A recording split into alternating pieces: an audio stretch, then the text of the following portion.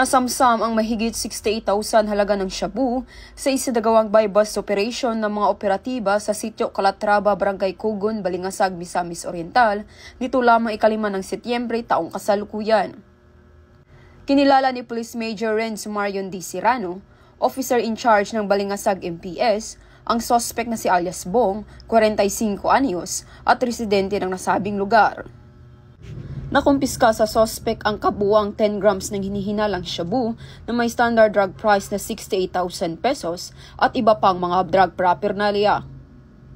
Naharap ang suspect sa kasong paglabag sa RA 9165 o Comprehensive Dangerous Drugs Act of 2002.